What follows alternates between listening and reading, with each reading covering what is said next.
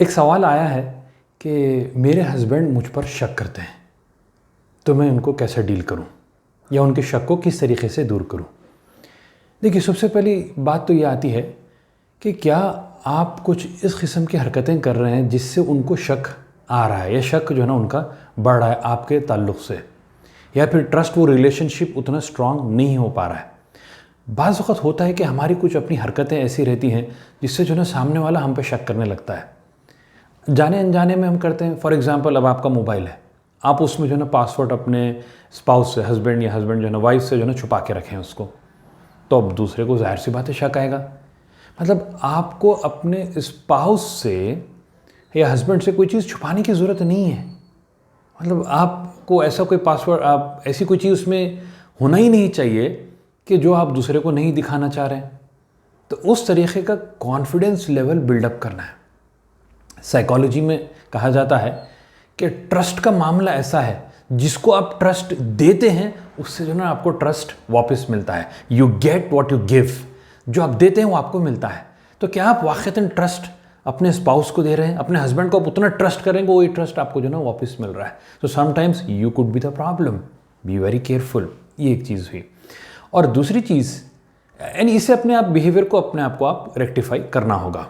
दूसरी बात ये रही कि उनको एक अच्छे अंदाज में, नरमी से, सॉफ्ट अंदाज में बात करें। What exactly is the issue. बाज़ वक़्त कुछ गलतफहमी हो जाती है कि क्या चीज़ आपको जो ना ये शक क्रिएट कर रही है।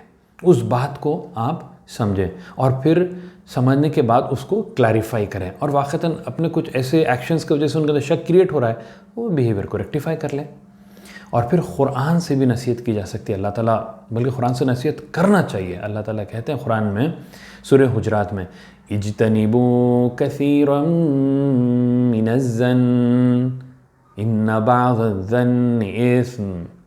ज़्यादा बदगुमानी, यानी गुमान लोगों के बारे में करने से बचो, क्योंकि ज़्यादा गुमान करने से गुनाह हो जाता है। यानी बदगुमानी होती है और उसके बाद फिर जो है ना गुनाह हो जाता है। फिर नेक्स्ट स्टेप पे इंसान जो है ना दूसरे फेज़ में चले जाता है, फिर तजस्सुस करने लगता है। उससे भी बचना है। अल्लाह ताला कहते हैं वला तजस्ससू, उस वक्त तजस्सुस मत करो, सस्पिशियस मत रहो दूसरों के बारे में। Trust in Allah, be good and expect good from others. Allah आपके गुमान के साथ होगा। थर्ड फेज़ में फिर इंसान चल जाता है कि गीबत करने लगता है। बदगुमानी होती है, सस्पिशियस होता है, फिर वो गीबत करता है। इसलिए अल्लाह ताला उसके बारे में कहते हैं ला यग़्तब बअदुकुम बअदा, एक दूसरे की गीबत मत करो। अयुहिब्बु अहदुकुम अन यअकुला लहम अखीहि मैतन फकरिहतुमूह। हालत ये होती है कि उसके बाद इंसान गीबत करने लगता है, वो इतना बड़ा गुनाह है जैसा कि अपने मुर्दे भाई का जो ना गोश्त खाना। फकरिहतुमूह, इंसान उससे जो ना कराहियत करता है। तो इस तरीके से जो ना आगे के फेजेस में चलते जाता है। तो स्पाउसल रिलेशनशिप को शैतान चाहता है कि उसको जो ना ख़राब कर दे। तो वो रिलेशनशिप को मेंटेन करने के लिए ये है कि बाहम बहुत ही स्ट्रॉन्ग एक दूसरे के ऊपर ट्रस्ट करें, और ऐसा कोई एक्शन ना करें जिससे सामने वाले का ट्रस्ट ख़राब हो रहा है। और अगर कुछ बिहेवियर से हो भी रहा है तो अपने उस बिहेवियर को रेक्टिफाई कर लें।